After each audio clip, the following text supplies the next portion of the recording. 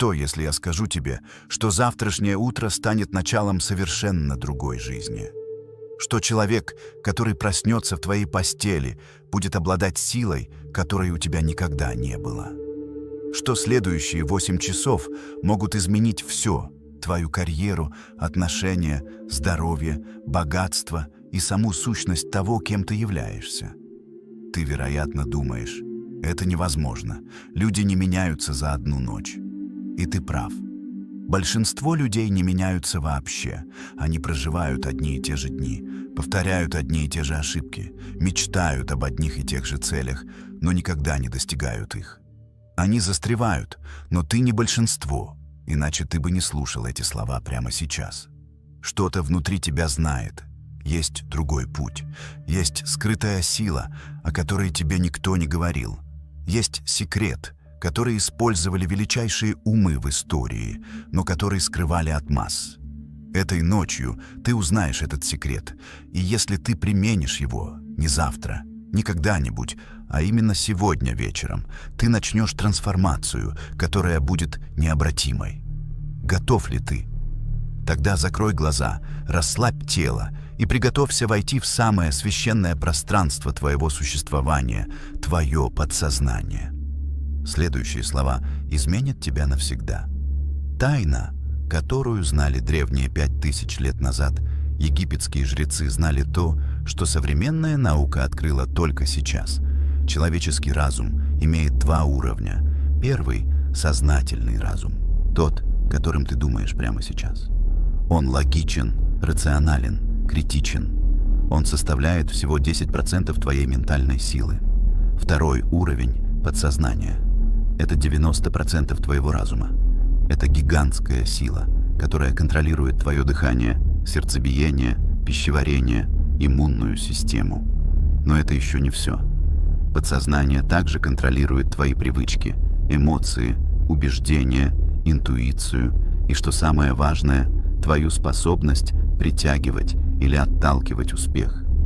Египтяне понимали, тот, кто контролирует подсознание, контролирует свою судьбу.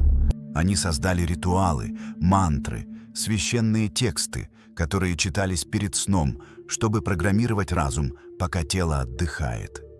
Фараоны использовали эту технологию для поддержания власти, жрецы — для развития мудрости, воины — для бесстрашия.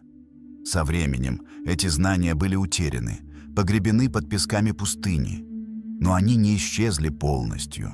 Они появлялись в разных формах: в буддийских медитациях, христианских молитвах, исламских зикрах, индуистских мантрах.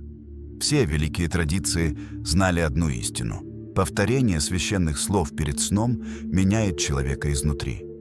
Сегодня ты получишь доступ к этой древней мудрости, но в современной форме, без религиозных догм, без мистики, только чистая, проверенная методология трансформации разума. Почему ночь — это твое главное оружие? Задумайся на секунду. Ты проводишь треть своей жизни во сне. Если ты живешь 75 лет, это 25 лет сна. 25 лет, когда твое подсознание полностью открыто, восприимчиво, готово принять новые программы. Большинство людей тратят это время впустую. Они засыпают перед телевизором, с телефоном в руках, с головой, полной тревог и проблем. Они позволяют случайным мыслям, страхам и чужим голосам заполнять их подсознание. А потом удивляются, почему жизнь не меняется. Но представь, что ты используешь это время иначе. Каждую ночь, в течение 8 часов, твое подсознание работает над твоей трансформацией. Оно перестраивает нейронные пути, укрепляет новые убеждения, растворяет старые страхи, создает новую версию тебя. За 1 месяц ты накопишь 240 часов программирования. За год — 2920 часов. Это больше, чем большинство людей тратят на образование за всю жизнь. И все это время твой разум будет работать на тебя, а не против тебя. Вот почему ночь — твое секретное оружие. Пока другие спят бесцельно, ты будешь эволюционировать. Пока они застревают в прошлом, ты будешь строить будущее. Пока они остаются теми же, ты будешь становиться больше, сильнее, лучше. Научная правда о подсознании. Давай оставим мистику и поговорим о науке. Нейробиологи открыли, что человеческий мозг обладает качеством, называемым нейропластичностью. Это означает, что мозг может изменяться, адаптироваться, создавать новые нейронные связи на протяжении всей жизни. Каждая мысль, которую ты думаешь, создает электрический импульс в мозге.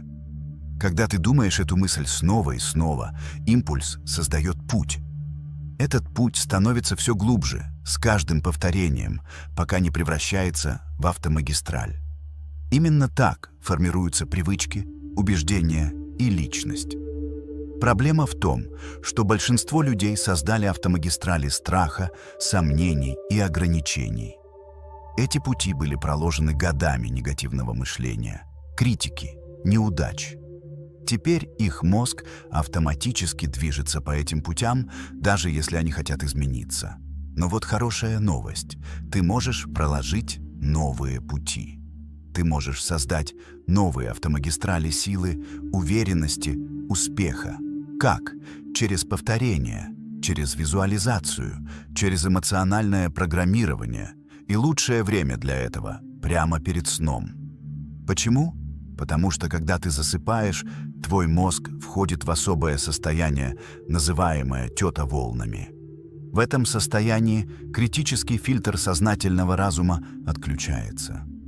Подсознание становится полностью открытым для новых программ. Все, что ты повторяешь в этом состоянии, проникает глубоко, без сопротивления. Великие спортсмены знают это. Олимпийские чемпионы визуализируют свои выступления перед сном. Миллиардеры повторяют свои цели. Лидеры программируют себя на уверенность. Они используют эти драгоценные минуты перед сном, чтобы стать лучше. Теперь ты будешь делать то же самое, но не случайно, не интуитивно, а с точной системой, проверенной временем и наукой. Первый шаг – очищение разума. Прежде чем строить новое, нужно снести старое. Прежде чем сажать новые семена, нужно очистить почву от сорняков. Прежде чем стать новым человеком, нужно освободиться от старых программ. Прямо сейчас в твоем подсознании живут сотни, может быть, тысячи ограничивающих убеждений. Большинство из них ты даже не осознаешь. Они были установлены родителями, учителями, друзьями, обществом. Они звучат как «я недостаточно хорош». Деньги – корень зла. Успех требует жертв. Я не заслуживаю счастья. Люди, как я, не достигают величия. Безопаснее оставаться маленьким. Эти убеждения работают как невидимые тормоза. Ты можешь нажимать на газ сколько угодно, но эти тормоза не дадут тебе двигаться вперед. Ты будешь стараться, бороться, пытаться, но результаты останутся минимальными. Не потому, что ты недостаточно способен, а потому что твое подсознание саботирует тебя. Поэтому первый шаг – выявить эти убеждения и разрушить их. Не завтра, не на следующей неделе. Сегодня вечером.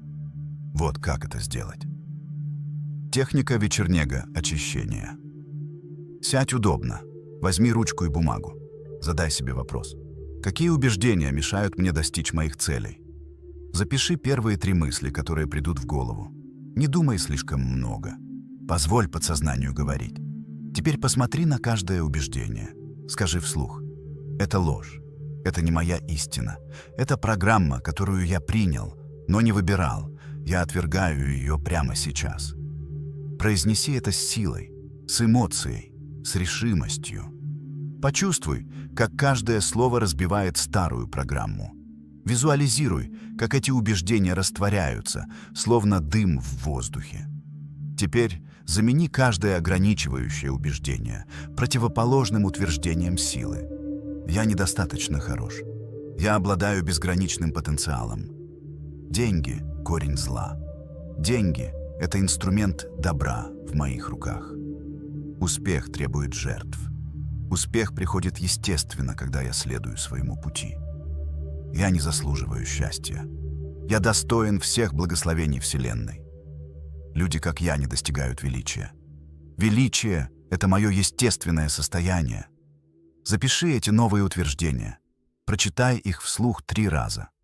Медленно, с чувством. Позволь каждому слову проникнуть в твою душу. Это твои новые программы. Это твоя новая истина. И каждую ночь ты будешь укреплять их, пока они не станут такими же естественными, как дыхание.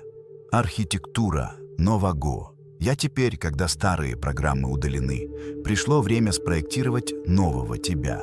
Не расплывчатую мечту, не общую надежду, а конкретную, детальную, живую картину человека, которым ты станешь. Этот процесс называется архитектурой личности. Ты – архитектор. Твое подсознание – строитель. И следующие минуты ты будешь создавать чертеж. Закрой глаза. Представь себя через год. Ты достиг своей главной цели. Ты живешь жизнью своей мечты. Кто этот человек? Как он выглядит? Как ходит? Как говорит? Какие эмоции испытывает каждый день? Будь максимально конкретным. Не просто успешный, а конкретно. Он зарабатывает определенную сумму, живет в определенном месте, окружен определенными людьми. Не просто здоровый, а конкретно. Он весит определенное количество, имеет определенный процент жира, чувствует определенную энергию. Не просто уверенный, а конкретно. Он принимает решения без колебаний, говорит с властью, входит в комнату с присутствием, смотрит людям в глаза без страха. Увидеть этого человека так ясно, как будто смотришь в зеркало. Это не фантазия, это не мечта, это реальность, которую ты создаешь прямо сейчас в своем разуме. И то, что ты создашь в разуме с достаточной ясностью и эмоцией, неизбежно проявится в физическом мире. Создание сенсорной реальности. Но недостаточно просто видеть. Тебе нужно задействовать все 5 чувств. Подсознание реагирует на сенсорные детали сильнее, чем на абстрактные идеи. Слушай, что ты слышишь в своей новой жизни? Звук аплодисментов на твоем выступлении, голоса людей, благодарящих тебя, звук уведомления о поступлении денег на счет, смех любимого человека рядом с тобой. Чувствуй, что ты ощущаешь кожей. Прикосновение дорогой ткани твоей новой одежды. Тепло солнца на балконе твоего дома мечты. Объятие человека, которого ты любишь. Силу мышц твоего тренированного тела. Обоняй. Какие запахи наполняют твою новую реальность? Аромат свежесваренного кофе в твоем офисе. Запах океана из окна твоего дома. Парфюм успешного человека, которым ты стал. Вкус. Что ты ощущаешь на языке? Вкус победы после достижения большой цели. Вкус здоровой пищи, которую ты выбираешь. Вкус шампанского на праздновании твоего триумфа. Чем больше сенсорных деталей ты добавишь, тем реальнее станет эта картина для подсознания. И когда подсознание примет это как реальность, оно начнет двигать тебя в этом направлении автоматически. Эмоциональное топливо. Но даже самая яркая визуализация не сработает без ключевого ингредиента – эмоции. Эмоция – это топливо, которое приводит в движение подсознание. Мысль без эмоции – это слова на бумаге. Мысль с эмоцией – это команда, которую подсознание должно выполнить. Поэтому, когда ты визуализируешь свою новую жизнь, тебе нужно чувствовать. Не просто представлять, что ты чувствовал бы, а действительно чувствовать прямо сейчас, в этот момент. Почувствуй гордость за то, чего ты достиг. Почувствуй благодарность за изобилие в твоей жизни. Почувствуй любовь к людям вокруг тебя. Почувствуй уверенность в своих силах. Почувствуй радость от того, кем ты стал. Эти эмоции не фальшивые, они реальны, потому что ты создаешь их прямо сейчас. Подсознание не различает, происходит это в физическом мире или в твоем воображении. Для него эмоция реальна в любом случае. И оно принимает эту эмоцию как доказательство того, что твоя новая реальность уже существует. Когда подсознание верит, что что-то уже реально, оно делает все возможное, чтобы это поддержать. Оно меняет твои привычки. Оно направляет твое внимание. Оно притягивает возможности. Оно делает тебя магнитом для обстоятельств, которые соответствуют твоему внутреннему видению. Вечерний ритуал трансформации. Теперь у тебя есть все компоненты. Очищение от старых программ, ясное видение нового «я», сенсорные детали и эмоциональное топливо. Пришло время собрать все это в один мощный вечерний ритуал. Этот ритуал займет 20 минут. Всего 20 минут перед сном, которые изменят траекторию твоей жизни. Если ты говоришь, что у тебя нет 20 минут, ты лжешь себе. У тебя есть время на социальные сети, на телевизор, на пустую болтовню. Но не на создание своей судьбы. Пересмотри приоритеты. Вот структура ритуала. Минуты 1-5. Очищение. Сядь удобно. Закрой глаза. Сделай 10 глубоких вдохов. С каждым выдохом отпускай напряжение дня, тревоги, проблемы. Представь, что каждый выдох уносит темную энергию из твоего тела. Увидь, как она растворяется в воздухе. Минуты 6-10. Идентификация нового. Я повтори вслух или про себя свои новые утверждения. Не бормочи, говори с убеждением. Я человек безграничного потенциала. Я магнит для успеха. Я достоин всех благословений. Величие — это мое естественное состояние. Повтори каждое утверждение 3 раза. Почувствуй силу в этих словах. Минуты 11-15. Сенсорная визуализация.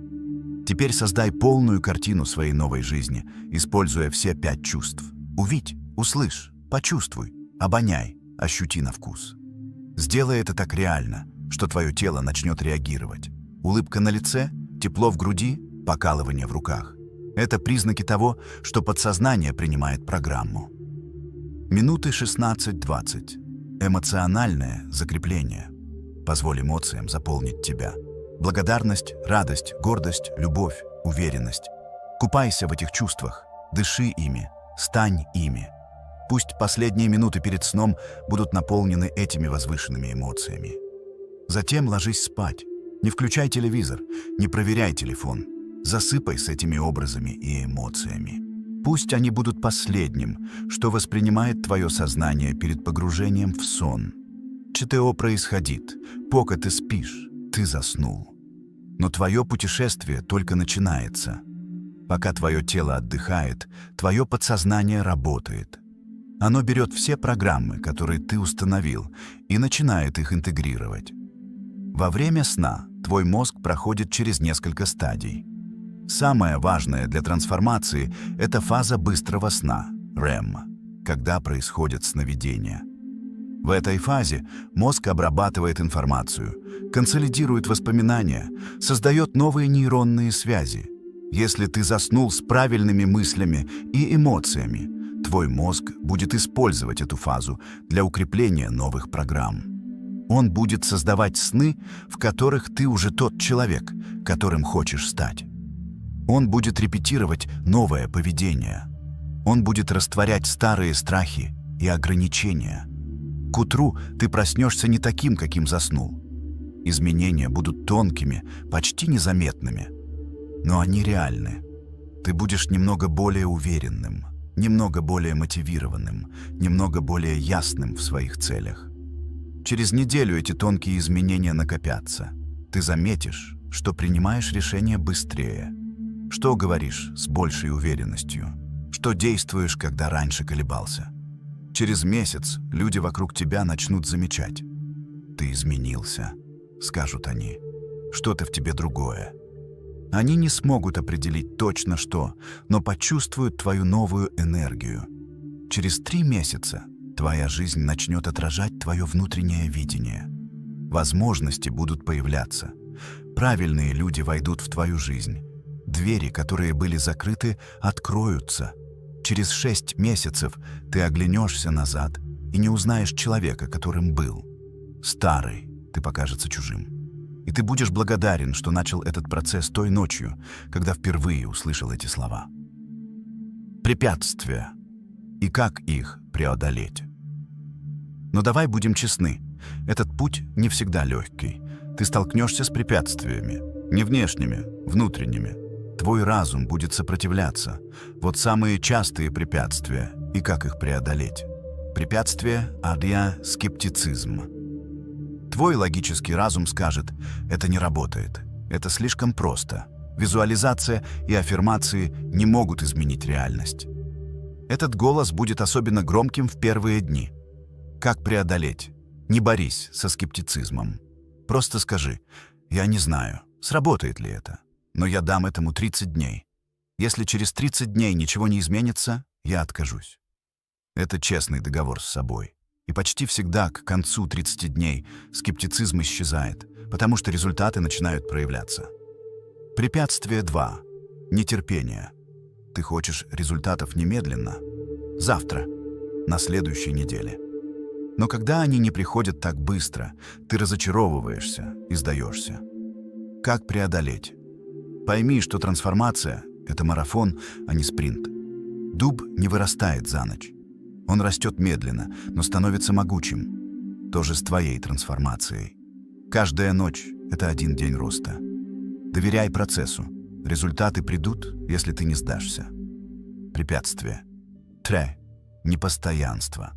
Ты начинаешь с энтузиазмом. Первую неделю делаешь ритуал каждую ночь. Потом пропускаешь один день. Потом еще один. Через месяц ты полностью забываешь о практике. Как преодолеть? Привяжи свой ритуал к существующей привычке. Например, сразу после чистки зубов я делаю свой вечерний ритуал. Используй напоминания на телефоне. Веди дневник, отмечая каждый день, когда ты выполнил ритуал. Не прерывай цепочку. Препятствие. 4. Когнитивный диссонанс. Днем ты повторяешь: «Я успешен, я уверен, я силен». Но когда сталкиваешься с реальностью, отказом, неудачей, критикой, твой разум говорит: «Это ложь, я не успешен, я не силен». И ты чувствуешь себя фальшивым. Как преодолеть? Пойми разницу между текущей реальностью и создаваемой реальностью. Твои аффирмации — это не описание того, что есть сейчас. Это команды для того, что будет. Ты не лжешь. Ты программируешь. Со временем внешняя реальность начнет соответствовать внутренней программе. Будь терпелив с процессом. Квантовый скачок. Техника 3-3-3. Когда ты освоишь базовый ритуал, ты готов к более продвинутой технике. Я называю ее «квантовый скачок 3-3-3». Это метод ускорения трансформации через интенсивное программирование. Вот как это работает. 3 сессии в день. Вместо одной вечерней сессии ты делаешь 3. Утром сразу после пробуждения, днем в середине дня и вечером перед сном. Каждая сессия длится 10 минут. Утренняя сессия программирует твой день. Дневная сессия корректирует курс и усиливает программу. Вечерняя сессия закрепляет все перед сном. 3 главных утверждения. Вместо множества расплывчатых аффирмаций ты фокусируешься на 3 самых мощных, самых эмоционально заряженных утверждениях. Те, которые резонируют с твоей душой. Те, которые вызывают мурашки, когда ты их произносишь. Например, «Я магнит для возможностей и изобилия». «Моя уверенность растет с каждым дыханием». «Я создан для величия и живу в своей силе». 3 недели интенсива. Ты берешь на себя обязательство делать это в течение 3 недель без пропусков. 21 день — это время, необходимое для формирования новой привычки. 3 недели по 3 сессии в день — это 63 сессии программирования. Этого достаточно, чтобы создать глубокое, устойчивое изменение. После 3 недель ты можешь вернуться к одной вечерней сессии для поддержания. Но эти 3 недели интенсива создадут моментум, который изменит все. Сила написанного. Слово — существует еще один мощный инструмент, который усиливает ночное программирование — написание. Когда ты пишешь что-то от руки, ты задействуешь другую часть мозга. Это создает более глубокое впечатление в подсознании. Каждый вечер перед ритуалом возьми дневник. Напиши короткую заметку, 1 страницу, в которой ты описываешь свой идеальный день через год. Пиши в настоящем времени, как будто это уже происходит. Я просыпаюсь в 6:00 в своей новой квартире. Солнечный свет проникает через большие окна. Я чувствую благодарность за эту прекрасную жизнь. Я иду на кухню, где меня ждет мой партнер с улыбкой. Мы обсуждаем планы на день. В 9:00 я в своем офисе. Работаю над проектом, который приносит мне радость и хороший доход. Продолжай в этом духе. Будь максимально конкретным. Используй имена, цифры, детали. Чем конкретнее, тем лучше. Что происходит, когда ты это делаешь? Твой мозг не может различить реальное воспоминание и яркую фантазию. Когда ты пишешь с эмоцией и деталями, твой мозг создает воспоминания о будущем. И затем он начинает двигать тебя к этому воспоминанию, потому что для него это уже произошло. Это не магия, это нейронаука, и это невероятно мощно. Создание совета мудрецов. Вот техника, которую использовали многие великие лидеры, включая Бенджамина Франклина и Стива Джобса. Создание внутреннего совета мудрецов. Выбери 5 человек, живых или исторических, которых ты глубоко уважаешь. Это могут быть предприниматели, философы, ученые, духовные учителя, кто угодно. Важно, чтобы каждый обладал качеством, которое ты хочешь развить. Например, Уоррен Баффет для финансовой мудрости, Брюс Ли для дисциплины и фокуса, мать Тереза для сострадания, Илон Маск для инновации и смелости. Стоики вроде Марка Аврелия для спокойствия. Каждый вечер перед сном представляй, что ты сидишь за круглым столом с этими 5 людьми. Визуализируй их лица, слышь их голоса. Задай вопрос, с которым ты сейчас сталкиваешься. Затем в тишине слушай ответы, которые приходят. Сначала это может показаться странным, как будто ты просто выдумываешь ответы. И ты прав, ты выдумываешь. Но вот в чем фокус? Эти ответы приходят из твоего подсознания, которое имеет доступ к всей информации, которую ты когда-либо читал, слышал или изучал об этих людях. Твое подсознание знает, что бы сказал Уоррен Баффет о твоей финансовой ситуации, основываясь на его принципах. Оно знает, что бы посоветовал Брюс Ли о дисциплине. И когда ты регулярно обращаешься к этому внутреннему совету, их мудрость становится твоей мудростью. Защита от негативного программирования. Важно понимать, ты программируешь себя не только через вечерний ритуал. Ты программируешь себя каждую секунду дня через то, что смотришь, слушаешь, читаешь и с кем общаешься. Если ты проводишь час вечером на позитивном программировании, но остальные 16 часов наполнены негативными новостями, токсичными людьми и деструктивными мыслями, твой прогресс будет медленным. Поэтому тебе нужно создать защиту. Вот основные принципы. Информационная гигиена. Ограничь новости до 10 минут в день или вообще откажись. Большинство новостей – это негатив, предназначенный для создания страха и зависимости. Они программируют твое подсознание на тревогу и беспомощность. Социальная гигиена. Проведи инвентаризацию своего круга общения. Есть ли люди, которые постоянно жалуются, критикуют, сплетничают? Эти люди – энергетические вампиры. Они программируют тебя на негатив. Минимизируй контакт или полностью удали их из своей жизни. Медийная гигиена. Что ты смотришь перед сном? Если это фильмы ужасов, жестокие сериалы или драматические шоу, ты программируешь свое подсознание на страх и хаос. Замени это на вдохновляющий контент, документальные фильмы о успешных людях, образовательные видео, позитивные истории. Ментальная гигиена следи за своим внутренним диалогом. Когда ты ловишь себя на негативной мысли «я не могу», «это слишком сложно», «я недостаточно хорош», немедленно останавливайся. Скажи «стоп» вслух или про себя. Затем замени эту мысль позитивной альтернативой. Это требует постоянной бдительности в первые недели. Но со временем позитивное мышление станет автоматическим. Интеграция с действием. Вот критически важный момент, который многие упускают. Ночное программирование работает в полную силу только когда сочетается с дневным действием. Ты не можешь просто визуализировать и аффирмировать, а затем сидеть на диване, ожидая чудес. Подсознание создает возможности, но ты должен действовать, чтобы их реализовать. Представь это так. Ночное программирование — это планирование маршрута на карте. Но ты все равно должен сесть в машину и поехать. Программирование показывает направление, но твои ноги должны идти. Как интегрировать программирование с действием? Вот формула. Каждое утро задавай вопрос. Какое одно действие я могу сделать сегодня, которое приблизит меня к моей цели? Запиши это действие. Сделай его первым делом. Не проверяй почту, не листай соцсети, не отвлекайся. Первое, что ты делаешь после утреннего ритуала, это одно важное действие. Вечером отметь его завершение. В своем дневнике напиши: «Сегодня я сделал действие. Я на один шаг ближе к своей цели». Когда ты делаешь это каждый день, происходит магия. Твое подсознание видит, что ты серьезно. Ты не просто мечтаешь, ты действуешь.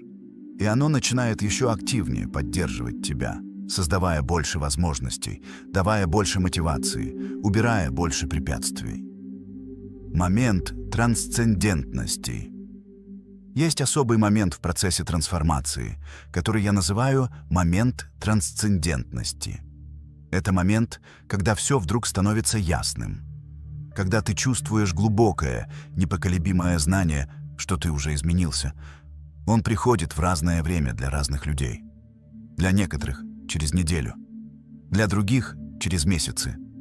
Но когда он приходит, он незабываем. Ты проснешься однажды утром и почувствуешь другим. Не можешь объяснить точно как, но знаешь. Старые страхи больше не имеют власти. Старые сомнения кажутся абсурдными. Твоя цель кажется не надеждой, а неизбежностью. В этот момент ты поймешь: трансформация не впереди, она уже произошла. Ты уже тот человек, которым хотел стать. Теперь осталось просто позволить внешней реальности догнать внутреннюю. Этот момент трансцендентности — цель всего процесса. И ты достигнешь его, если будешь терпеливо и постоянно практиковать то, о чем говорится здесь. Передача факела. Когда ты достигнешь своей трансформации, а ты достигнешь, если не сдашься, у тебя появится новая ответственность. Передать эти знания другим. Не навязывай, не проповедуй. Просто живи своей трансформированной жизнью так ярко, что другие заметят и спросят: «Как ты это сделал?» И тогда поделись тем, что узнал. Этот процесс передачи усиливает твою собственную трансформацию. Когда ты учишься глубже. Когда ты делишься, ты укрепляешь свое собственное понимание. И, возможно, самое важное, ты создаешь волну изменений. Один человек трансформирует себя, затем помогает 5 другим. Эти 5 помогают еще 25 и так далее. Экспоненциальный рост. Представь мир, где миллионы людей используют эти техники, где люди сознательно программируют себя на успех, счастье, уверенность и любовь вместо страха, сомнений и ограничений. Этот мир возможен, и он начинается с тебя. Финальное послание. Мы подходим к концу этого путешествия, но на самом деле это только начало. Начало твоей новой жизни. Начало твоей истинной силы. Начало твоей судьбы. Ты получил знания, которые большинство людей никогда не узнают. Ты понимаешь механизм трансформации, который использовали величайшие умы в истории. Ты держишь ключ к своему подсознанию, самой мощной силе в твоем распоряжении. Теперь вопрос только один. Что ты будешь делать с этим знанием? Ты можешь отложить его в сторону, сказав: «Интересно, но не для меня».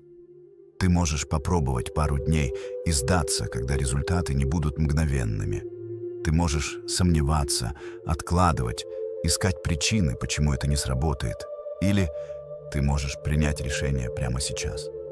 Не завтра, не в понедельник, не когда появится время. Сейчас. В эту самую секунду. Решение, которое изменит траекторию твоей жизни. Скажи себе, вслух или про себя, но с полной убежденностью: я выбираю трансформацию. Я выбираю взять контроль над своим подсознанием. Я выбираю стать архитектором своей судьбы. Начиная с сегодняшней ночи, каждая ночь будет священным временем программирования. Я не сдамся после недели, я не сдамся после месяца. Я буду продолжать, пока не стану тем человеком, которым решил быть. Это мое обязательство перед собой, и я его выполню. Почувствуй силу этого обязательства. Почувствуй, как что-то меняется внутри тебя прямо сейчас. Это не драма. Это не преувеличение, это реальность.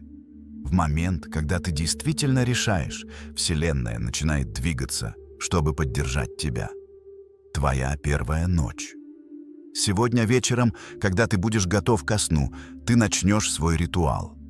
20 минут, которые запустят твою трансформацию. Ты сядешь удобно, закроешь глаза и начнешь с глубоких вдохов. Ты отпустишь день и войдешь в священное пространство своего разума. Ты произнесешь свои новые утверждения с силой и убеждением. Ты визуализируешь свою новую жизнь со всеми сенсорными деталями. Ты почувствуешь эмоции своего будущего: я гордость, благодарность, радость, уверенность. И затем ты ляжешь спать, зная, что пока твое тело отдыхает, твое подсознание работает. Оно перестраивает нейронные пути. Оно создает новые программы. Оно формирует нового тебя. Утром ты проснешься и, возможно, не почувствуешь драматических изменений. Это нормально. Помни, дуб растет медленно, но ты будешь знать, что процесс начался, и ты продолжишь. Второй ночью, третьей, четвертой. Через неделю ты заметишь первые сдвиги. Через месяц они станут очевидными. Через 3 месяца твоя жизнь начнет меняться. Через 6 месяцев ты будешь неузнаваем. А через год ты вернешься к этому моменту, к этой ночи, когда ты впервые услышал эти слова. И ты скажешь с благодарностью: это была ночь, когда все изменилось. Это была последняя ночь старого меня и первая ночь того, кем я стал. Последнее слово. Внутри тебя дремлет сила, о которой ты даже не подозреваешь. Потенциал, который ждет, чтобы быть разбуженным. Величие, которое готово проявиться. Эта сила не придет от внешних обстоятельств, не от удачи, не от других людей. Она может прийти только изнутри. И единственный способ пробудить ее – это взять контроль над самым мощным инструментом, который у тебя есть – твоим подсознанием. Каждая великая жизнь начиналась с решения. Каждое великое достижение начиналось с внутреннего изменения. И каждое внутреннее изменение начиналось с простого акта – программирования разума с намерением, дисциплиной и верой. Теперь твоя очередь. Не жди идеального момента. Он никогда не придет. Не жди, пока почувствуешь себя готовым. Ты уже готов. Не жди знака. Эти слова – твой знак. Начни сегодня. Начни сейчас. Начни с этой ночи. И помни, ты не тот, кем был вчера. Ты не тот, кем будешь завтра. Ты – существо в постоянной трансформации. Вопрос только в том, будет ли эта трансформация случайной или намеренной. Выбери намерение, выбери силу, выбери стать хозяином своей судьбы. Твоя новая жизнь ждет. Она ждала тебя все эти годы. И сегодня ночью, когда ты закроешь глаза и начнешь свой ритуал, ты наконец-то начнешь путь к ней. Добро пожаловать в твою трансформацию. Добро пожаловать в твою силу. Добро пожаловать в твое величие. Это последняя ночь старого тебя и первая ночь того, кем ты станешь. Начинай. Let me ask you a question. Have you ever felt like no matter how hard you try, people still misunderstand you? You explain, you defend, you justify, and yet they still see you through their own broken lens. What if I told you that the key to your freedom, the key to your success, and the key to your next level isn't in them understanding you, but in you understanding who you really are? Because here's the truth.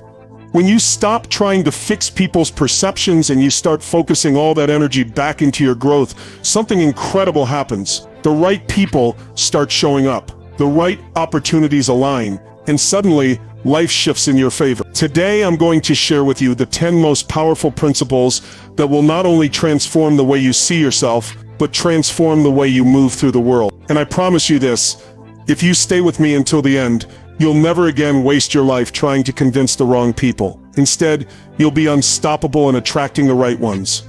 So let's dive in. Your peace is more valuable than their approval is not just a phrase, it's a way of life, a standard you must set if you're going to truly rise above the noise of the world. Think about it.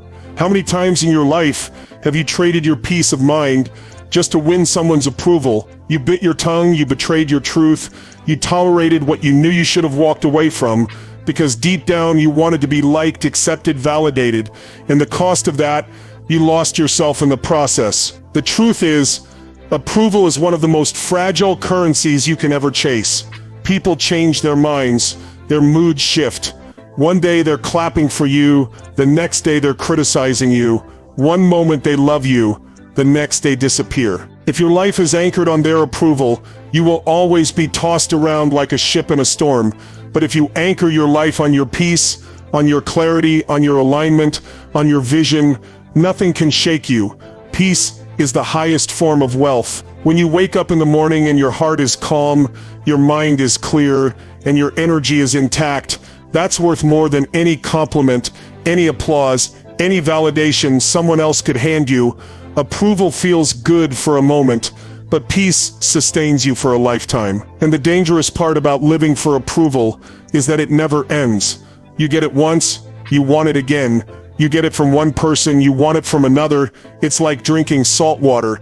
It feels like it's quenching your thirst, but the more you drink, the more dehydrated you become. Approval addiction will drain you, while peace will fuel you. So you've got to decide, do you want to be liked, or do you want to be free? Do you want to fit into everyone else's expectations, or do you want to step fully into who you were created to be? The people who change the world, the people who rise to greatness, the people who truly create lasting impact, they're not the ones who bent their lives to fit someone else's comfort. They're the ones who trained themselves to protect their peace above all else. They understood that the cost of peace is far less than the cost of chasing approval. Here's what happens when you prioritize peace. You stop over-explaining yourself. You stop overthinking. You stop begging people to see your worth.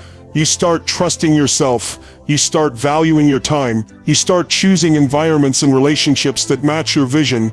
And most importantly, you begin to attract the right people.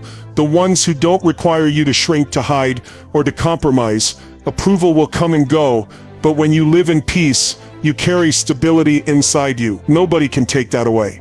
Now let's shift.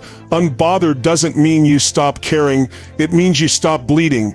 So many people confuse being unbothered with being cold, detached, heartless. That's not it at all. Being unbothered doesn't mean you don't love. It doesn't mean you don't feel. It doesn't mean you stop being human. It means you stop bleeding out your energy into places that don't deserve it. It means you stop allowing other people's words, actions, and choices to cut you open and drain you of your strength. Think about how much energy you've lost in the past because you cared too much about things that didn't actually matter. Someone unfollowed you, and you carried it like a wound.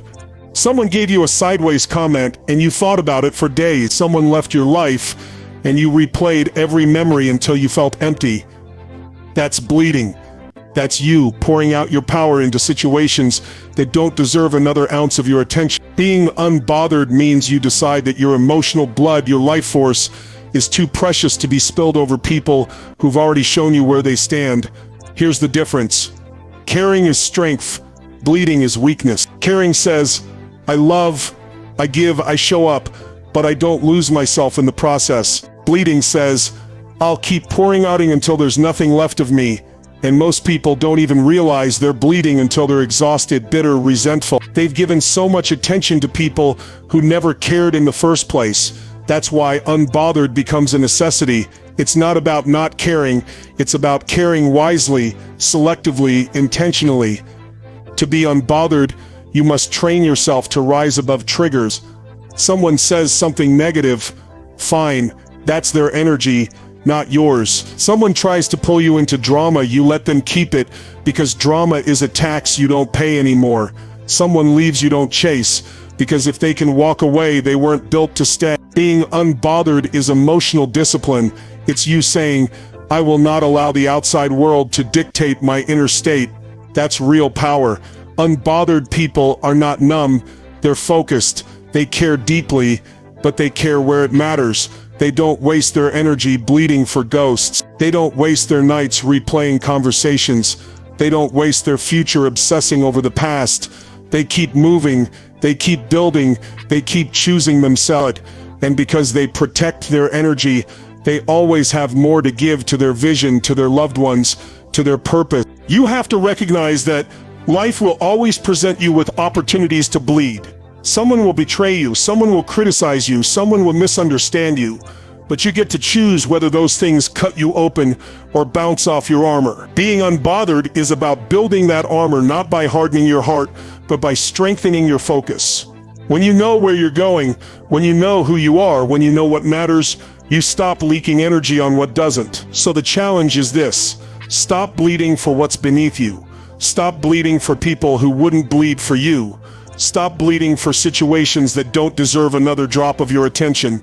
Care where it matters, love fully where it's aligned. Show up wholeheartedly where it matches your vision. Everywhere else, stay unbothered. Some people are chapters, not the whole book, and that realization alone can set you free if you let it. The problem is, most of us don't. We expect every person we meet, every friend we grow close to, every relationship we invest in to last forever. We attach permanence to people who were only meant to play a temporary role in our lives. And when they leave, when the story shifts, when the chapter closes, we act like the book is over, but it isn't. The book is still being written. The story is still unfolding. And those people, as important as they seemed in the moment, were never the ending. They were simply a part of the process. Think about your favorite book, your favorite story. Every chapter has its own characters, its own scenes, its own conflicts. But you don't cling to one chapter forever. You move through it because you know there's more ahead. In life, some people show up to teach you something, to reveal something in you, to prepare you for something bigger. Their role is significant, but not permanent. They may bring love, they may bring pain, they may bring both, but they're there for a season. And once their role is fulfilled, the chapter closes. The tragedy is not that they left. The tragedy is when you refuse to turn the page. Every time you hold on to someone who was only meant to be a chapter, you trap yourself in a story that has already ended. You reread the same lines, relive the same moments, and wonder why your life feels stuck. It's because you're gripping the pages so tightly that you can't flip forward. In the future, the growth, the breakthroughs you've been asking for, they're waiting for you in the next chapter, not in the one you keep replaying. You must understand that letting go doesn't erase what was. That chapter is still part of your story and always will be. It shaped you, it taught you, it grew you, but it's not the whole book. Some of you are still defining your entire identity based on a relationship that ended years ago, a betrayal that happened a decade ago, a friendship that dissolved, a season that expired, and as long as you do that, you shrink your entire story to a single chapter. The people who truly live free, who keep growing, who keep expanding, are the ones who accept this truth. Not everyone is meant to stay for the whole ride. And that's not failure, that's life, that's the design. Think about it, teachers don't stay with you forever. They enter, they teach, they exit. The same is true of many relationships. They arrive, they play their role, and when the time is done, they exit. You don't curse the teacher for leaving the classroom once the lesson is over. You thank them and you move forward. You carry the lesson, not the loss. The moment you stop demanding permanence from temporary people, you free yourself. You stop feeling betrayed every time someone leaves. You stop feeling abandoned every time someone doesn't stay. You begin to see people as they are, not as you wish they would be. And that perspective is powerful because it keeps you from being bitter. You stop labeling people as villains simply because their role in your story came to an end. They weren't villains, they were chapters, and those chapters prepared you for the masterpiece you're still writing. Now understand this: carrying dead weight keeps you from your next level. Nothing will slow you down more than dragging what's no longer alive into your future. And yet that's exactly what most people do. They carry relationships that are long over. They carry resentment from old betrayals. They carry identities that no longer fit, and then they wonder why they feel so heavy, so drained, so unmotivated. It's because they're not walking into their future, they're dragging their past. Picture this, you're climbing a mountain, and on your back is a bag filled with rocks. Each rock represents someone you won't let go of, something you refuse to release, a story you refuse to move past. Every step you take is harder, not because the climb is impossible, but because you're carrying too much unnecessary weight. And here's the thing, the mountain doesn't care. The climb won't flatten itself just because you refuse to drop the bag. You either let go of the rocks or you exhaust yourself and give up before you reach the peak. That's what happens when you carry dead weight. You kill your own progress. Dead weight can be people who don't believe in you, who drain you, who criticize everything you do. Dead weight can be the old version of yourself that you keep trying to revive instead of stepping into who you're becoming. Dead weight can be the resentment you nurse, the bitterness you hold, the regrets you replay. Whatever it looks like, the result is the same. It slows you down. It keeps you stuck at the level you've already outgrown. You've got to ask yourself right now, what am I still carrying that has already expired? Who am I still dragging with me that doesn't belong in my future? What stories am I still telling myself that are no longer true? Because every step you take toward your future while clinging to dead weight is a contradiction. You can't build a new life while clinging to old baggage. You can't soar while clutching anchors. You can't rise while refusing to release. And here's the truth most people don't want to face. Sometimes you're not tired because your dream is too big. You're tired because your load is too heavy. You're not broken. You're just overloaded. You're not unworthy. You're just carrying people and pain that were never meant to go where you're headed. The heaviness isn't a sign that you can't. It's a sign that you must let go. When you release dead weight, everything changes. Suddenly, you move faster, lighter, freer. Your energy returns. Your clarity sharpens. Your motivation reignites. The path ahead doesn't feel impossible anymore. And the opportunities, the breakthroughs, the people aligned with your future, they start to appear not because they weren't there before, but because now you have the space to see them, the energy to pursue them, the strength to receive them. You've got to stop romanticizing what's already over. Stop glorifying people who've already left. Stop idolizing seasons that have already ended. Respect the chapter, learn the lesson, and then release it. Because until you do, you'll keep dragging dead weight, and dead weight always delays destiny. Focus on your potential, not their opinion.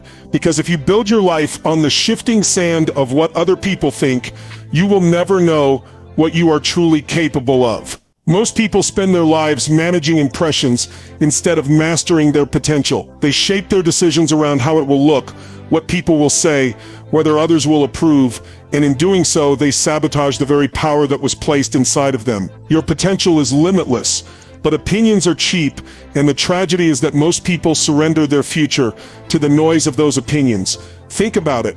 How many dreams have died? Not because they were impossible, but because someone's words killed them before they had a chance to breathe. How many ideas were abandoned?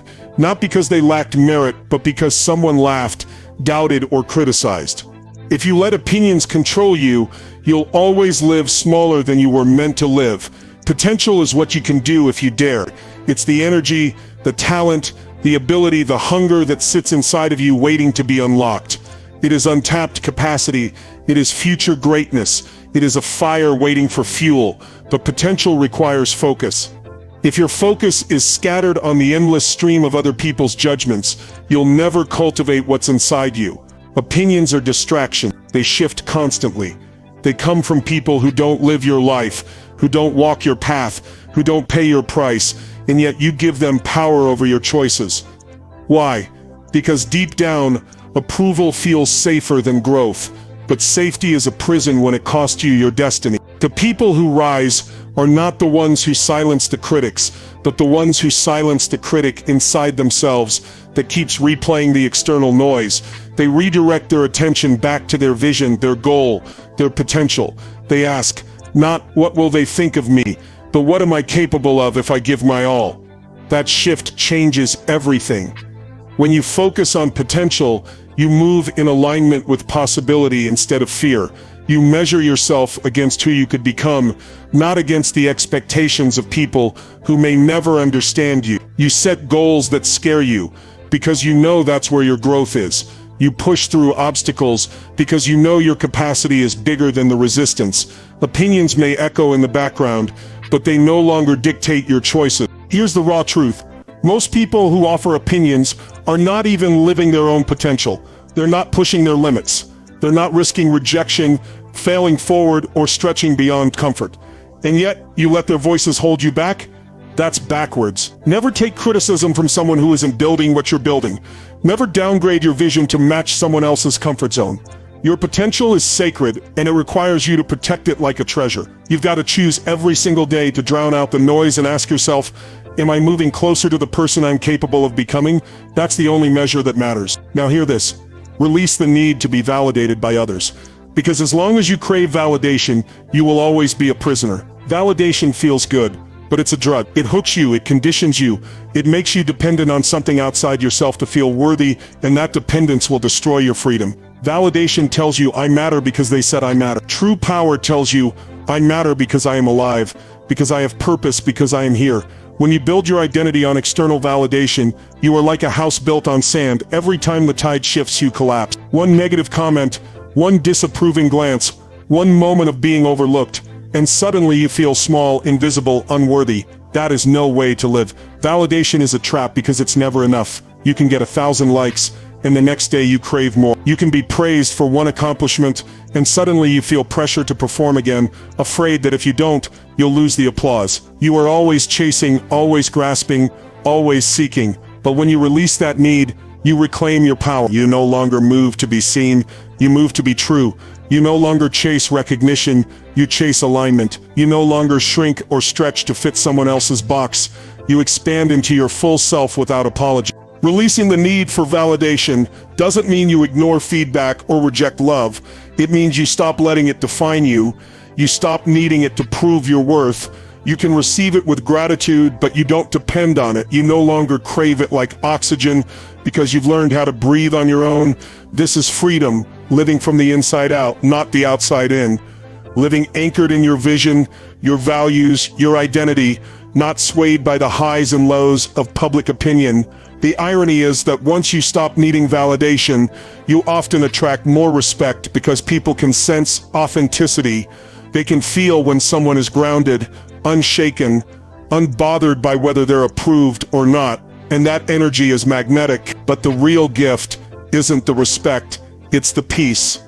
The peace of knowing that you no longer have to audition for acceptance, that you no longer have to perform for love, that you no longer have to be anyone but yourself. When you're free from validation, you can take risks without fear of looking foolish. You can create without fear of being judged. You can speak without fear of being silenced. You can walk away from people, places, and situations that don't serve you because you're no longer desperate to be chosen by them. You've already chosen yourself, and that decision, that inner validation, becomes the foundation of everything you build. Protect your energy like your life depends on it, because it does. Energy is the currency of your existence. Every action you take, every thought you dwell on, every person you allow into your space either deposits energy into you or withdraws it. And most people live as if their energy is limitless, as if they can give it away freely without cost, as if they can spend it on negativity, gossip, conflict, and chaos and still have enough left to pursue their dreams. But energy is finite. When it's drained, your body breaks down, your mind loses clarity, your spirit grows weak, and your vision becomes blurry. Protecting your energy isn't optional, it's survival. It's the foundation of building a powerful life. Think about how much of your life force has been stolen, not because of what you were doing, but because of who you allowed around you. There are people who leave you drained every time you talk to them. They complain, they criticize, they dump their problems without ever lifting themselves up, and you walk away feeling heavy. There are environments that suffocate you with stress and noise places where your creativity, your joy, your peace cannot breathe. There are habits scrolling endlessly, engaging in pointless arguments, procrastinating that silently rob you of energy, and yet you allow it because you don't treat your energy like the treasure it is. You wouldn't let someone rob your bank account and smile while they do it, but every day you let people and habits rob your energy without resistance. Protecting your energy means boundaries. It means saying no without guilt. It means removing yourself from toxic environments, limiting exposure to people who drain you, and choosing to surround yourself with those who pour into you instead of pulling from you. It means creating rituals that recharge you, exercise, meditation, prayer, reflection, time in nature, time in silence. It means becoming ruthless about where your focus goes, because focus directs energy. Where attention goes, energy flows, and if your attention is on drama, distraction, or negativity, your energy will follow. The reason this matters so much is because energy is fuel for your potential. Without energy, you cannot sustain the grind, you cannot endure the setbacks, you cannot push through the resistance that comes with pursuing your highest self. You might have the vision, you might have the skill, but if you don't have the energy, you won't execute. And that's why protecting it is not just a suggestion, it's the very thing that keeps your dreams alive. Your energy determines how you show up, how you think, how you create, how you connect, how you lead. Protect it like your life depends on it, because your future absolutely does. Your destiny is greater than their rejection, and until you believe that, you will keep shrinking every time someone turns their back on you. Rejection is one of the most painful experiences for the human heart. It triggers the fear of being unwanted, unworthy, unseen. But rejection is not the end of your story. It is often the redirection to your destiny. The problem is that we take rejection personally. Someone says no, someone walks away, someone overlooks us, and we internalize it as proof that we are not enough. We wear it like a label: unwanted, unloved, undeserving. But what if rejection isn't proof of your lack, but proof of your path? What if rejection is not a wall, but a compass pointing you towards something greater? Every person who has accomplished something extraordinary has faced rejection. Great leaders were doubted. Great visionaries were ridiculed. Great creators were dismissed. If they had stopped at rejection, the world would never have known their names. The truth is, rejection is unavoidable if you're truly living boldly. If nobody is rejecting you, you're probably not aiming high enough. You're probably playing safe, staying small, hiding where it's comfortable. Destiny requires you to risk rejection, because destiny requires you to step into places where not everyone will see your value immediately. But here's the key: your destiny doesn't shrink because someone rejects you. Their no doesn't diminish your worth. Their departure doesn't cancel your future. Their inability to recognize your greatness doesn't erase it. You were created with a purpose that existed before anyone had an opinion of you, and that purpose will outlast every rejection. The pain of rejection is temporary, but the power of destiny is permanent. If you can hold on through the sting of rejection, if you can refuse to let it define you, if you can use it as fuel instead of a cage, you will realize that their rejection was a gift. Rejection teaches you resilience. It forces you to build strength, to clarify your vision, to sharpen your hunger. It exposes who is truly aligned with you and who is not. It removes what doesn't belong so that what does belong can enter. And often the places and people that reject you are not capable of containing your destiny anyway. Their rejection is proof that you were never meant to fit there in the first place. You were meant for something greater. And sometimes the only way to discover that is through the door that closed. You've got to stop begging for acceptance from places that have already said no. You've got to stop defining your worth based on who chooses you and who doesn't. You've got to start seeing rejection not as evidence that you're unworthy, but as evidence that you are being prepared for something higher. Your destiny is greater than their rejection, because destiny is written in a language beyond human approval. It is not contingent on who believes in you, it is contingent on what you choose to believe about yourself. The most powerful shift happens when you no longer see rejection as a wound, but as direction. Instead of asking, why didn't they want me, you ask, where is this redirecting me? Instead of collapsing under the pain, you rise with new clarity. You stop trying to prove yourself to people who can't see you, and you start pouring yourself into the future that's waiting. You stop grieving closed doors and start walking toward open ones. you stop begging for validation and start building your vision. Rejection loses its power when you realize your destiny was never in their hands to begin with. They can reject you, but they cannot rewrite what you were created to do. They can leave you, but they cannot stop what is coming for you. They can overlook you, but they cannot erase the light that burns inside you. Your destiny is greater than their rejection, and when you finally embody that truth, no rejection can break you. It can only build you. Stop explaining yourself to those committed to misunderstanding you. Because the truth is, no matter how carefully you speak, no matter how many times you repeat yourself, no matter how pure your intentions are, there will always be people who twist your words, doubt your motives, and interpret your actions in the worst possible way. And here's what you must accept. Their misunderstanding is not a reflection of your clarity, it is a reflection of their lens. They see through the filter of their own insecurities, fears, and judgments. And no amount of explanation can shift a heart that is determined not to see you accurately. The danger is that many people waste years of their lives trying to convince those who are already committed to misjudging them. They argue, they justify, they explain, and at the end of it, they feel drained, misunderstood, and unseen. The cycle repeats, and instead of living their truth, they live in defense of it. When you constantly explain yourself, you give away your power. You hand over control of your identity to people who have already decided what story they want to tell about you. No explanation will change a mind that is committed to misunderstanding, because misunderstanding isn't about facts, it's about choice. Some people don't want clarity, they want conflict. They don't want truth, they want drama. They don't want to understand you, they want to reduce you, box you in, and strip you of your authenticity so they feel more comfortable. And if you keep engaging, if you keep explaining, you're playing their game instead of living your life. You must come to a place where your peace is more valuable than being understood. You must reach a point where you realize your mission cannot be delayed just so you can win the approval of people who will never clap for you anyway.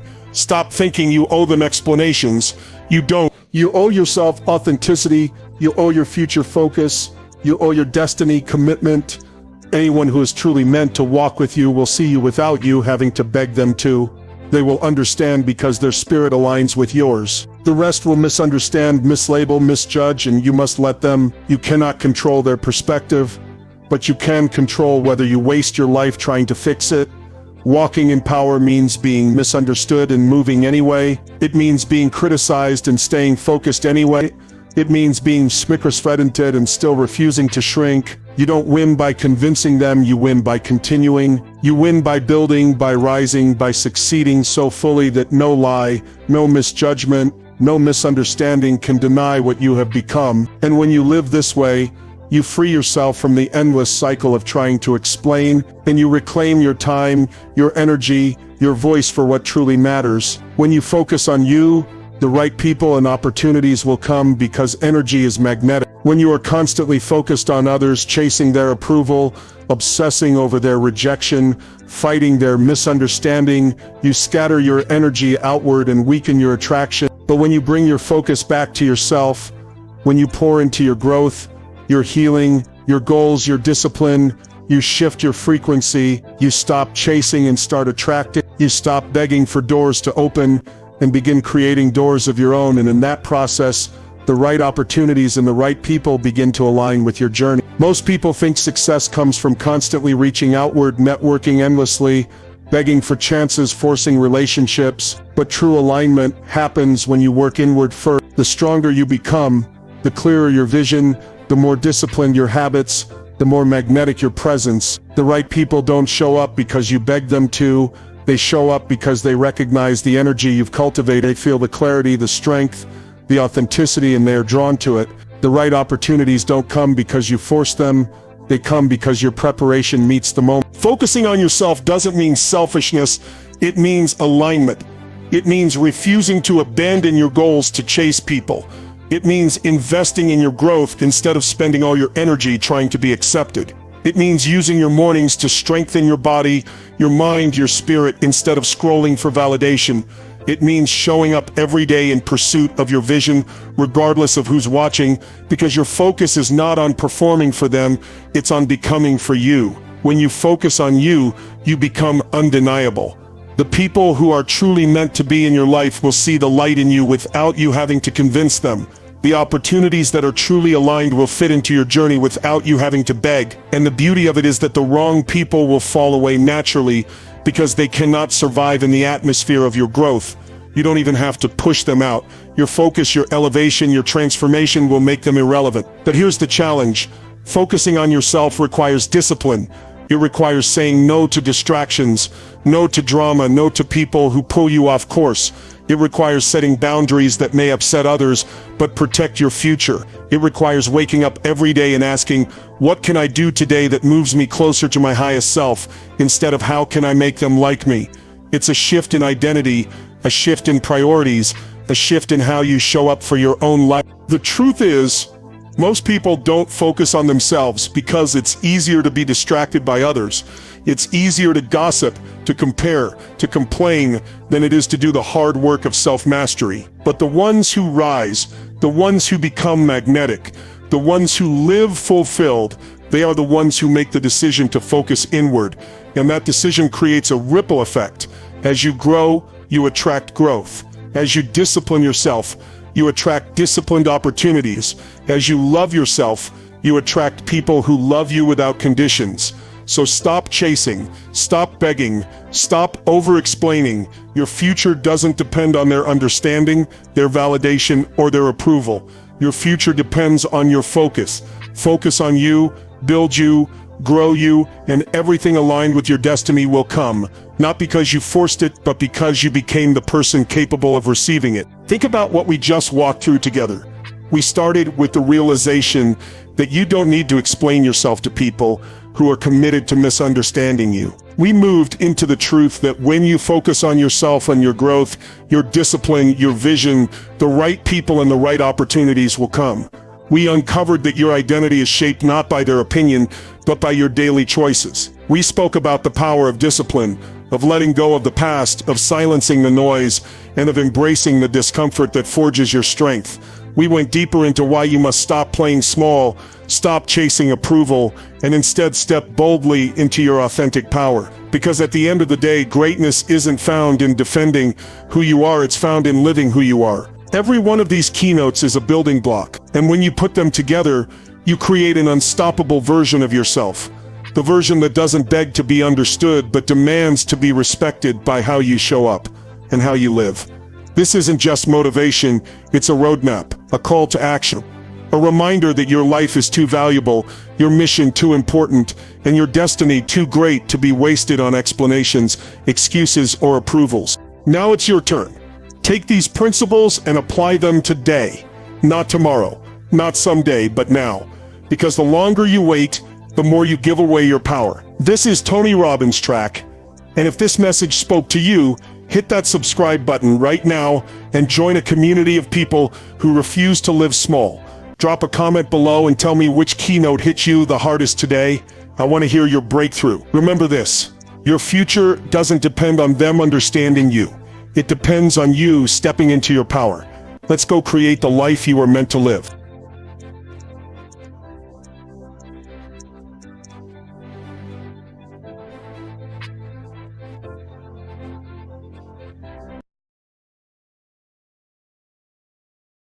What if I told you that one sentence could reprogram your entire identity? Not your to-do list, not your goals, not your vision board, but your identity. Because here's the truth no one told you. You don't get what you want. You get who you are. And who you are is coded, hardwired, sculpted by what you repeat and what you emotionally feel when you repeat it. In this video, I'm going to rip the mask off your old programming and show you how one sentence, 10 minutes a day, and raw emotional repetition can rebuild your identity, redirect your destiny, and quite literally recode your reality. So listen close. This isn't fluff. This is warfare for your future. I Command It programs identity, not just intention. When you speak the words, I command it, you are doing far more than uttering a phrase. You are engaging the most powerful mechanism available to you, the power to shift identity. at the subconscious level. This is not a motivational gimmick. It is not a trick to feel better. It is a neurological trigger, a command to the nervous system, the brain, the spirit, to reorient and reprogram. It's not about the hope that something will happen. It's about the decision that it must. And when that decision is spoken aloud with certainty, you begin to access the ultimate force, your identity. Most people go through life setting goals, listing intentions, even visualizing dreams. They do the morning routines, write the affirmations, and chase the vision boards, but they're missing one thing. They haven't changed the identity behind the actions. That's why they sabotage. That's why they start and stop, because you can't outperform the identity you believe you are. You can write, I want to be rich, but if your identity says, I'm not worthy of wealth, your actions will betray your goals. You can say, I want to get fit, but if your identity whispers, I've always been lazy, your discipline will crumble under pressure.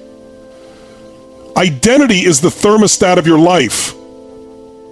It doesn't matter what temperature you want, if your internal setting keeps dragging you back to where you've always been. And this is why I command it is not just a phrase, it's an internal override. When said with certainty and consistency, it tells your mind, we're not asking anymore, we're becoming. It doesn't leave room for doubt. You're no longer planting seeds of desire, you're sending instructions. You're programming the software, you're flipping the switch. Think of your brain as a computer, one of the most advanced ever created. Now imagine you've been typing in wishful commands, maybe, hopefully, someday. Those don't execute anything. But a command, a direct line of code with absolute clarity, I command discipline, I command strength, I command power, that reprograms the system. The subconscious doesn't resist a command, it responds to it. It aligns with it. The power behind I command it is that it bypasses the indecisive, hesitant part of your brain and taps into your deepest neurological programming, the part that controls behavior, emotional response, and pattern recognition. The subconscious mind doesn't differentiate between truth and repetition. It believes what it hears often. So when you begin your day with I command it, you aren't simply setting an intention. You are day by day building a new identity through linguistic force and embodied action. Let's go deeper. Identity isn't something you're born with, it's something you install. It's not fixed, it's flexible, and it gets shaped through experiences, feedback, and most importantly, language. The most powerful way to accelerate the shift from who you are to who you want to become is to shift your self-diagram. Because language is identity. The words you speak become the beliefs you carry, and the beliefs you carry determine the behaviors you repeat. I command it is assertive. It is final. It leaves no room for negotiation with fear, doubt, or distraction. It confronts the unconscious stories that say, I can't, I'm not ready, I'm too broken, and replaces them with identity-rich declarations. When you say, I command focus, your brain stops scanning for excuses and begins scanning for strategies. When you say, I command progress, your emotions stop seeking comfort and start leaning toward challenge. You begin to embody a different energy, one that doesn't just want more but expects more. There's a biological transformation that follows this. Words, especially those said with high emotion, change your physiology. They alter your posture, your breathing, your state. State creates action. Action reinforces belief, and belief rewires identity. So the more you declare I command it and back it with movement, the faster you reshape your internal blueprint. We've all been programmed. Whether you realize it or not, your current identity was not self-selected. It was assembled. From childhood, you've been absorbing signals from family, from school, from trauma, from social conditioning. You were told what you are: smart, slow, loud, weak, average, angry, anxious, awkward, talented. Those labels got repeated so often, you believe them. And belief is powerful. It filters every decision. But here's the key. You can override old programming with new commands, not by whispering, maybe someday I'll change, but by rising up and saying, I command my shift. That moment, that declaration tells your subconscious, we're not living by default anymore. We are now operating by design. Command language is how leaders communicate. It's how athletes prep. It's how elite performers align their internal and external reality. Before stepping into the arena of life, they prime their identity, not by chance, but by choice. They don't leave their mindset to the weather, they dictate their state before their state dictates them. And I command it is a tool to take that authority. You've got to understand this. The nervous system responds to clarity. The body doesn't follow fog. But when you declare with force what you are, the system aligns. You begin to act like the version of you that already owns the result. You eat differently. You walk taller. You say no to distraction. You write the plan. You follow through, not because the task changed, but because you did. Because the identity driving the action leveled up. And here's where the magic happens. When your identity shifts, your standards rise. What used to be good enough becomes unacceptable. What used to be scary becomes fuel. The old stories get overwritten, not because they disappear, but because you're no longer obeying them. You've installed a new voice, and that voice commands. Now this takes repetition. You can't say it once and expect change. You've got decades of mental programming to confront. But that's the opportunity. That's the power. You get to rebuild. One command at a time.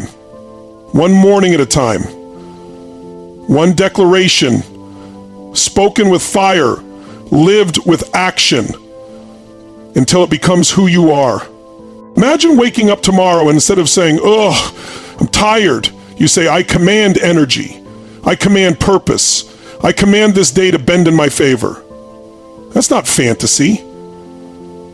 That's building a mental environment where only growth can survive. It's setting the tone before the noise of the world sets it for you.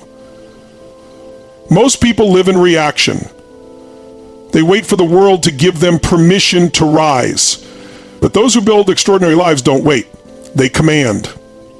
And that command creates momentum. You speak it, you move with it, you write it down, you visualize it, you let it saturate your habits, your schedule, your body, your soul. That's how you reinforce the shift. That's how you install the upgrade. Let me be clear. This is not about arrogance. This is about ownership. This is not pretending you're invincible. It's recognizing you've been passive for too long. That the old language, "I'll try, we'll see, maybe later," has kept you small. "I command it" is not about controlling the world. It's about commanding yourself, your focus, your behavior, your choices. And when you do that consistently, deliberately, relentlessly, you don't just change your mornings, you change your identity. And when your identity changes, your life follows. Your first 10 minutes dictate your next 10 years. There is a sacred window of time each morning when your life is most malleable, most programmable, and most exposed to influence. Yet this moment is also the most abused, the most neglected, the most underestimated. Your first 10 minutes after waking up are not just a transition from sleep to consciousness. They are the first brushstroke on the canvas of your day. And what most people don't realize is this: that brushstroke carries through the entire painting.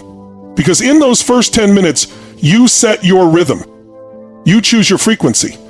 You define your emotional chemistry. And that choice echoes forward, not just for the rest of the day, but for years to come. People talk about the importance of mornings like it's just a productivity hack. But this isn't about getting up early for the sake of early.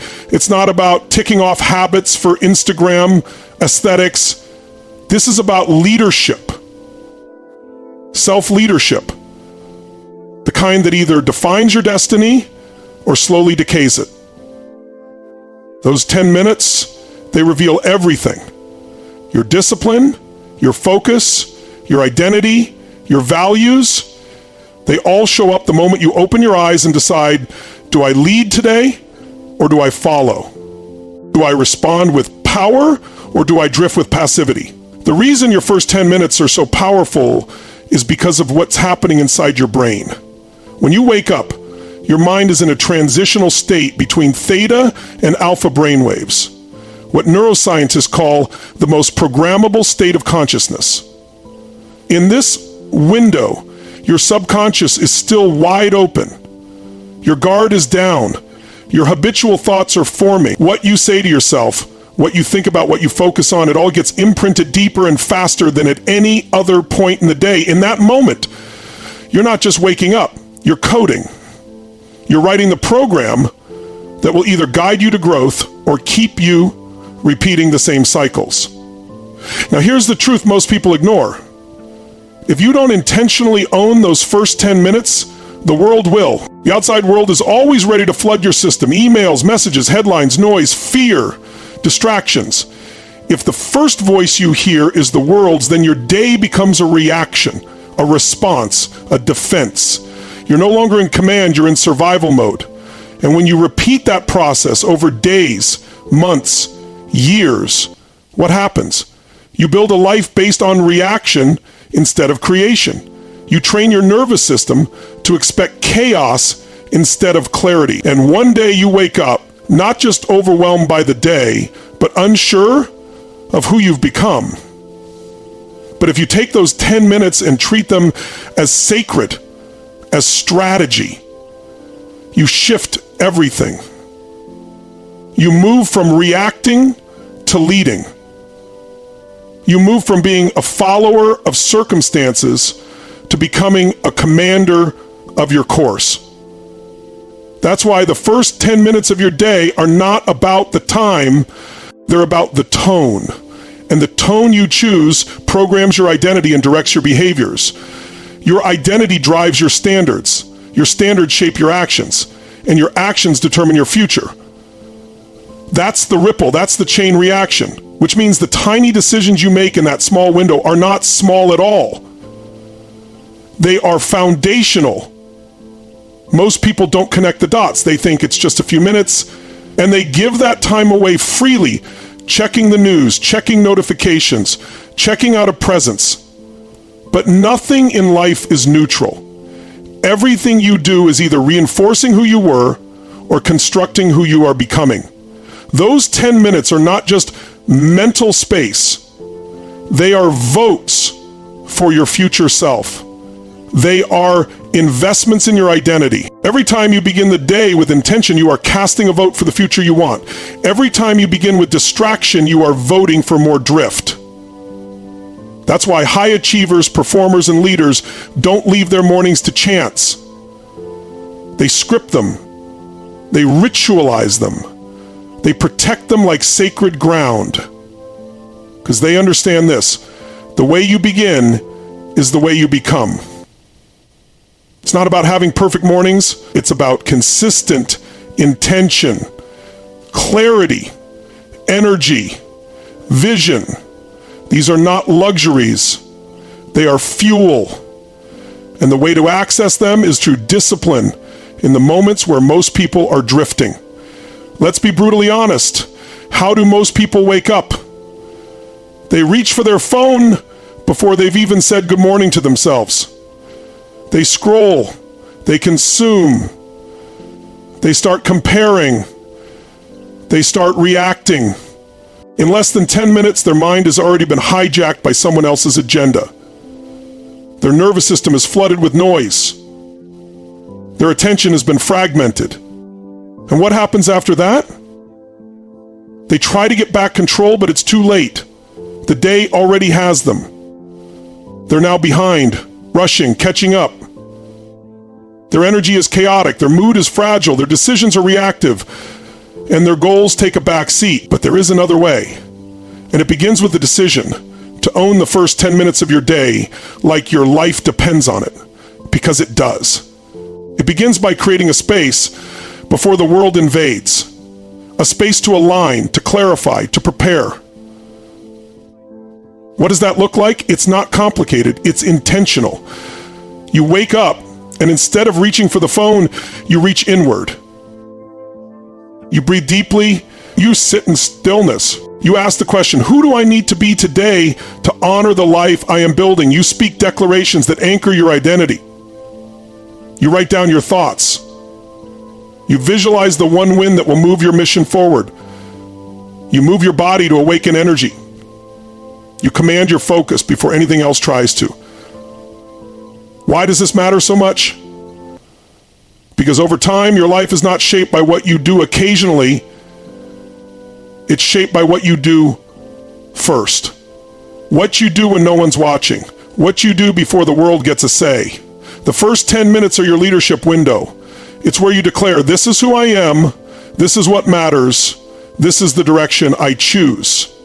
And when you repeat that ritual with commitment, it compounds. One day of power becomes 2, then a week, then a month, until one day you look back and realize you are no longer reacting to life, you are directing it.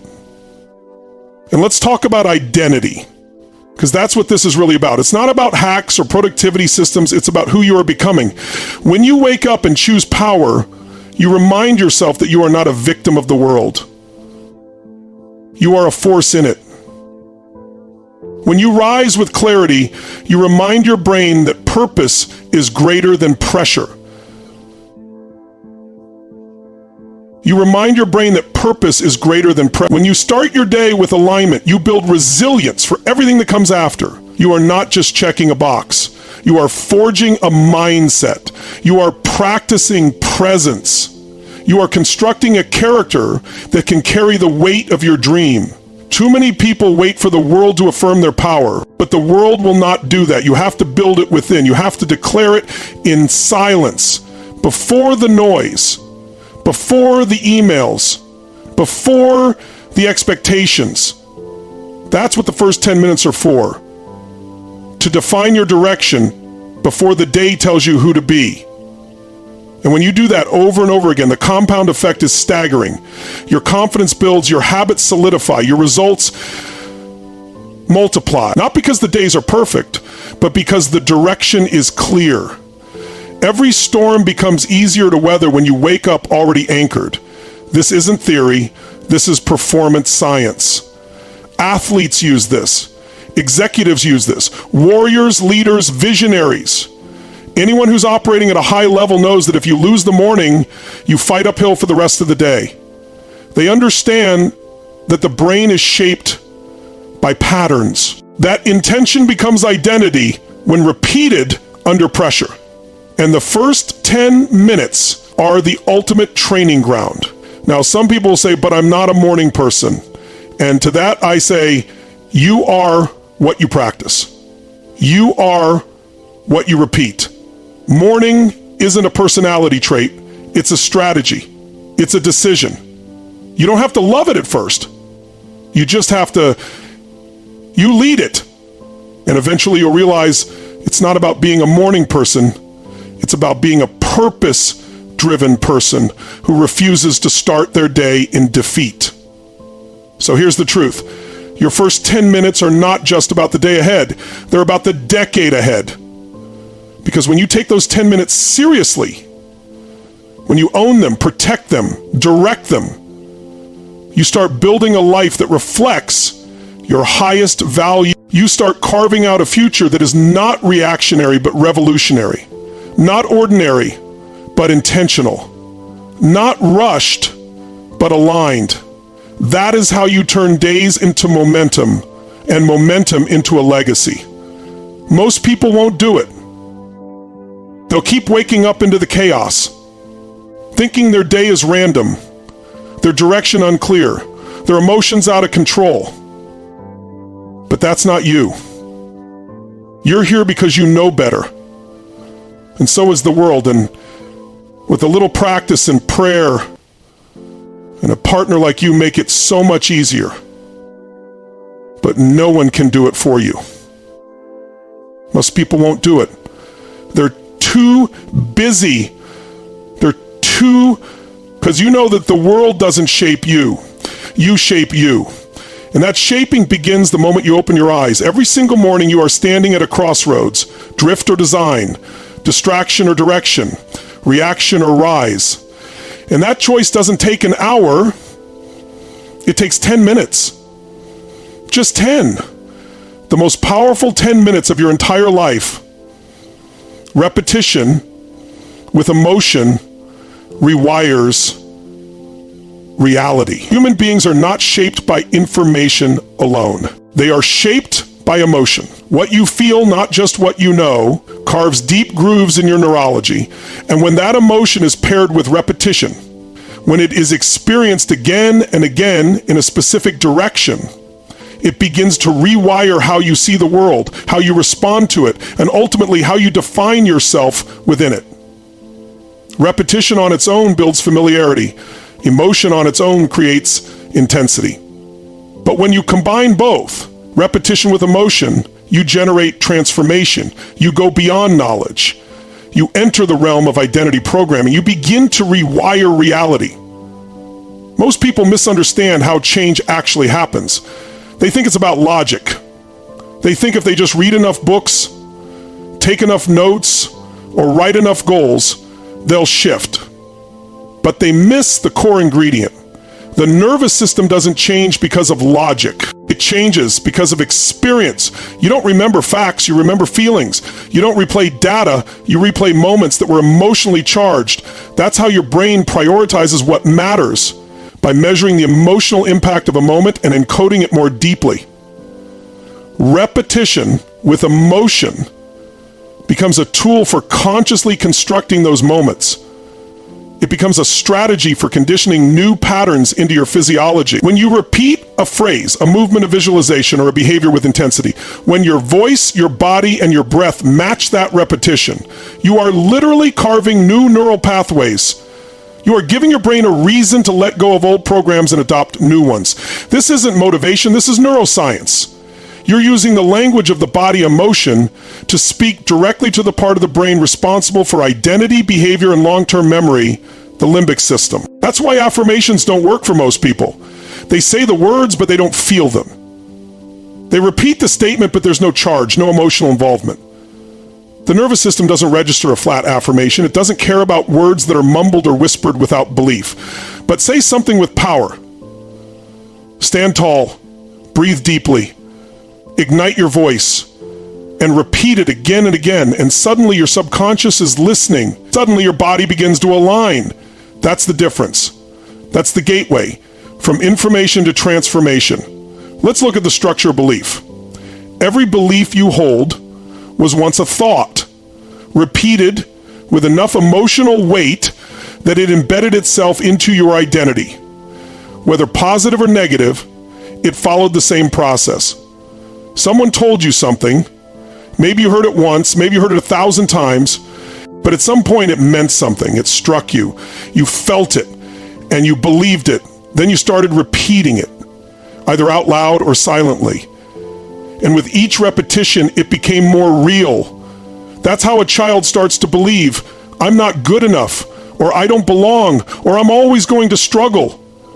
Not because they were born with that thought, but because it was repeated with emotion until it rewired their view of self. But that process also works in reverse. You can use it to uninstall old beliefs and install new ones.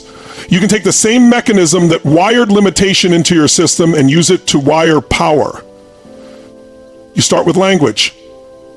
Not just any language, but emotionally charged language. Words that cut through the noise. Words that strike the nervous system. Words that feel like a command. Then you repeat those words, not once, not occasionally, but daily, rhythmically, forcefully. You do it while moving your body. You do it while visualizing your future. You do it while breathing with intensity. That's how you make the nervous system listen. That's how you change what's automatic. Because make no mistake, your life is a reflection of what's automatic. You don't live by what you want. You live by what you've rehearsed. Your reactions, your habits, your emotional triggers, they are all products of repetition. That's why change feels hard. You're not just making a decision. You're confronting thousands of repetitions that came before. And if you want to overwrite those, you have to out-remeet them.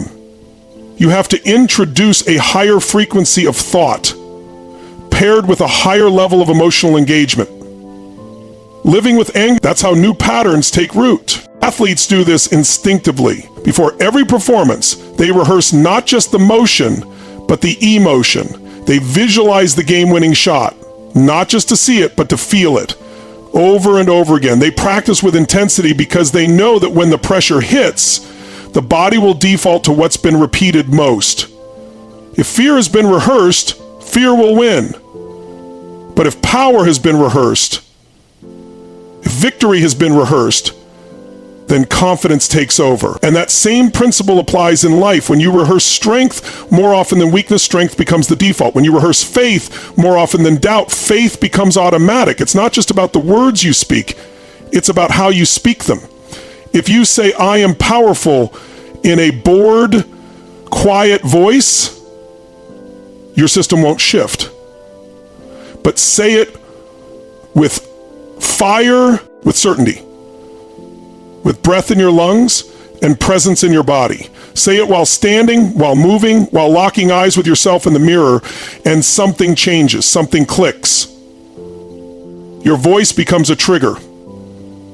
Your body becomes a conductor. And the repetition becomes more than mental, it becomes cellular. Emotion is the glue that binds the repetition to your nervous system. Without it, repetition is weak. With it, repetition becomes unshakable. That's how trauma gets encoded, because a moment of intense emotion gets replayed so often it becomes a part of the identity. But that's also how breakthroughs happen.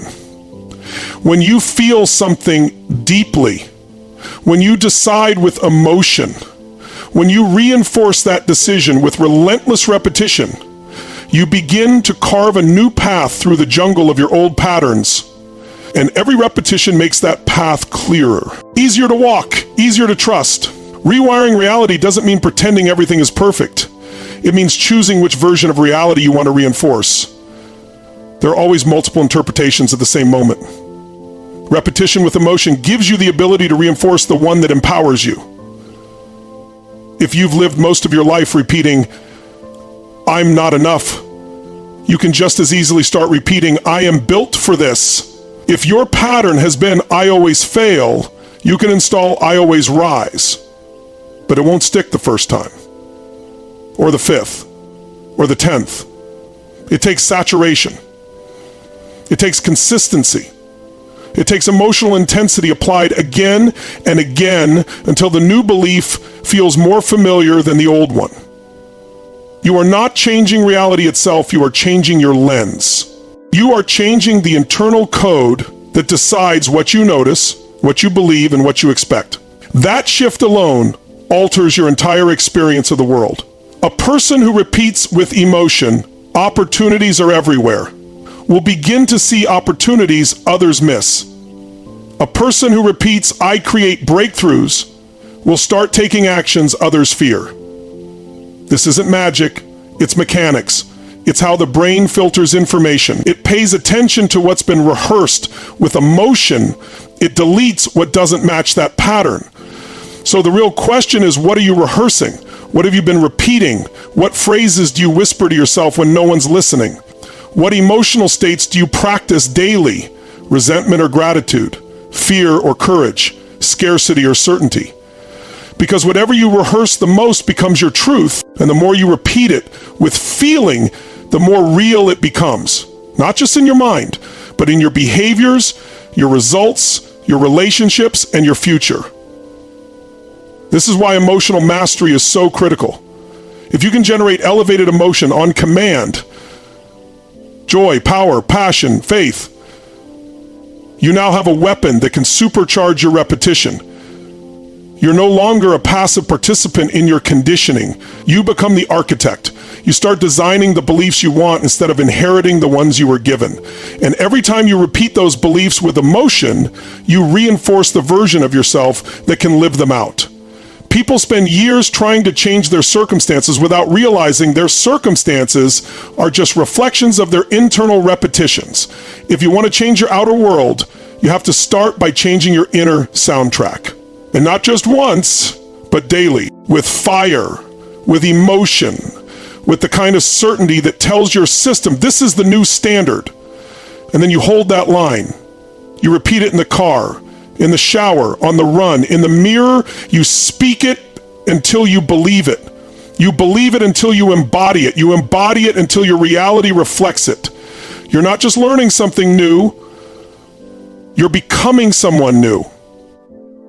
And that process requires emotional engagement. The brain rewires faster when you're emotionally involved. It listens more closely. It adapts more rapidly. That's why pain creates change, but so does purpose. You don't have to suffer to rewire. You just have to care enough, feel enough, commit enough, and repeat with that feeling until the old patterns no longer make sense. The good news? You don't need to change everything at once. You just need one phrase, one truth, one vision. Repeat it daily with emotion until it becomes who you are. And once it's part of you, the rest aligns. Because the nervous system doesn't just respond to effort. It responds to emotional frequency. Match that frequency. Repeat it relentlessly, and reality bends. You don't need 17 steps. You don't need another 3-hour seminar. You need a moment of decision. Because here's what we uncovered today. First, I command it isn't a phrase. It's a line in the sand. When you say it with conviction, you're not hoping anymore, you're becoming. It programs identity. It overrides uncertainty. You're not asking for change, you're commanding it. Second, your first 10 minutes, they aren't minutes. They're multipliers. They dictate not just your mood, but your motion. Your next 10 years are being rehearsed every morning before your feet even hit the ground. Lead your day or be led by it. Third, repetition with emotion, that's the rewiring tool of the gods. Logic won't save you. Passion will. Emotion plus repetition is how belief becomes biology. It's how your identity gets sculpted. You are what you rehearse, not what you remember. Everything you desire, your next chapter, your next level, your future, it doesn't start with effort. It starts with a decision. And that decision gets installed with repetition, activated in the first 10 minutes of the day and cemented by the way you speak to yourself with emotion. So stop waiting. You're not late. You're right on time. Because today, you just got the key. If this hits you deep, then don't scroll. Command it. Drop I command it in the comments. Smash the like. Share this with someone still asleep. And subscribe, because this channel is your new identity gym. Let's go. This isn't motivation. This is programming.